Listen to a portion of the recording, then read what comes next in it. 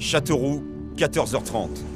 Le centre 15 des urgences vient de recevoir un appel de détresse. Oui, donc il y a le blessé qui est incarcéré. Ouais, c'est Lodi à la Régule, tu pars en hélico pour un AVP sur...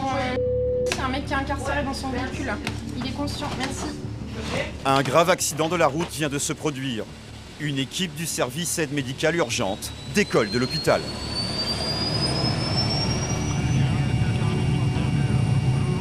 Vous avez 36, sur 36, départ pour la route de la Châtre. À bord de l'hélicoptère, un infirmier et un médecin. 36 Châteauroux Info, bonjour. Le vent est calme, la issue pas 10, 15, 14, 4000 pieds. 1008 au QNH et pas de trafic, rappel en sortie. 1008, je vous rappelle en sortie sur 1036. L'accident a eu lieu à la limite du département. Le temps d'intervention par la route aurait été 4 fois plus long. À gauche, c'est bon. Ouais, il y a les pompiers. Ouais, je les ai vus. Pour le pilote, il faut trouver un terrain de fortune pour atterrir. Ce sera ce champ, au bord de la nationale.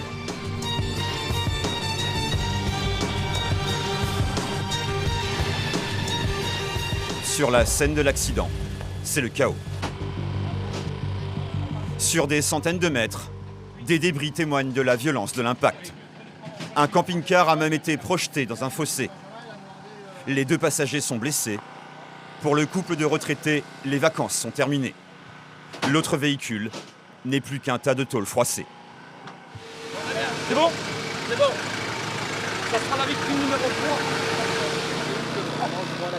Le conducteur se serait endormi au volant. L'homme a percuté le camping-car de plein fouet. Elle ne bouge pas. Ça y est. Il donne encore des signes de vie. On va essayer de soulager un peu les douleurs.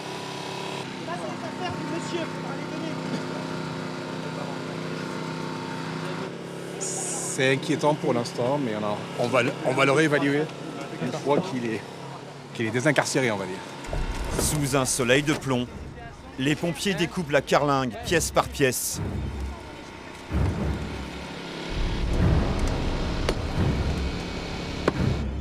Après une demi-heure d'effort, le toit cède. Sous la couverture, la victime apparaît. Les douleurs, c'est comment là? C'est calmé un petit peu? Non? Le calvaire du jeune homme n'est pas terminé. Le tableau de bord s'est affaissé. Ses jambes sont coincées sous le volant. Ça prend du temps. Oh bah là, il y en a pour 3-4 minutes. Bon, vas-y. Je recoupe juste en bas, là et là. Le temps presse, car la victime a peut-être une hémorragie. C'est bon, c'est coupé. Tiens, tu peux tenir ma paire, s'il te plaît? Tiens, vas-y, non, comme ça, tu vas. Vas-y, glissez.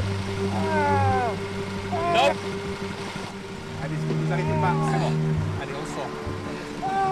Voilà, c'est bon. Ne bouge pas. Ne bouge pas, sinon tu vas tomber. Attention. La désincarcération aura duré 1h30. Bilan, traumatisme abdominal grave, contusion pulmonaire et fracture du bassin. Ne bouge pas. Mais les plus touchés, ce sont les jambes. Ça va endormir votre jambe, donc vous sentirez moins. Le jeune homme souffre. Avant toute manipulation, il faut faire une anesthésie. Bon, je vais tirer, moi. Alors, C'est ça. Ne bouge pas. Ça y est, ne bouge pas. Le docteur Mansour doit réaligner les os pour éviter les complications, des saignements ou même une paralysie. Le jeune homme a survécu à son terrible accident. Avec le soutien des pompiers, le SAMU 36 a réussi sa mission. Très bien.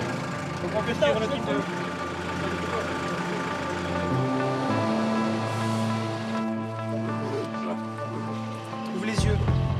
Depuis notre tournage, le jeune homme a été opéré. Il vient de commencer sa rééducation. Les médecins disparaissent peu à peu des hameaux et des villages. Parfois, pour les 230 000 habitants du département de l'Indre, les hôpitaux sont devenus les seuls lieux où l'on peut se faire soigner. Cette région rurale, c'est ce qu'on appelle un désert médical. Le centre hospitalier le plus important est situé à Châteauroux, le chef-lieu du département.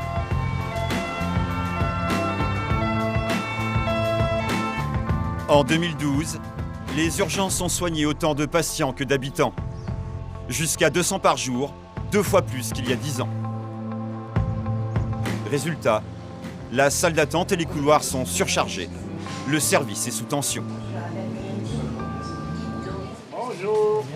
À l'accueil, des malades bien connus du personnel commencent à affluer. Des patients très alcoolisés. Nous sommes le premier vendredi du mois. Les salaires ont été versés. De quoi aller boire quelques verres. Élodie, il y en a un deuxième. Élodie. Élodie.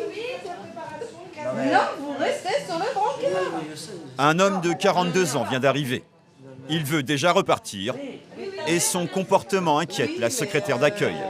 Qu'elle s'arrête de faire des soins, sinon moi j'appelle la police. Attends, je vais pas faire tout le parking à chaque fois. Alors, tu le laisses. Ah ouais, attends. Il s'est passé qu'il a pris de l'alcool et qu'il s'est mis à la fenêtre de son appartement pour se jeter de son appartement. Mais bon, il y a toujours un risque, s'il a ses idées suicidaires, on ne sait pas ce qu'il peut faire. Donc là, on ne peut pas le laisser partir. Les urgentistes sont responsables de leurs patients. Leur devoir, les soigner coûte que coûte. Monsieur, vous allez monsieur.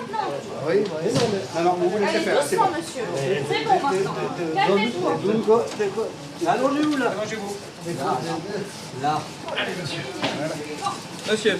C'est quoi que vous faites? Bande de trous de cul. Bande de cul. Bande de sans.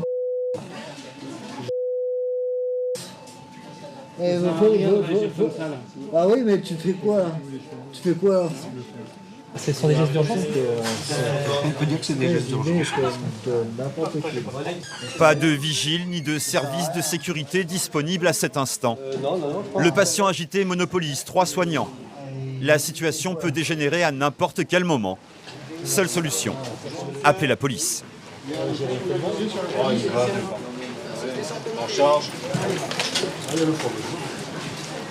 Par mesure de sécurité, le patient passera la nuit en cellule de dégrisement. J'attends la feuille.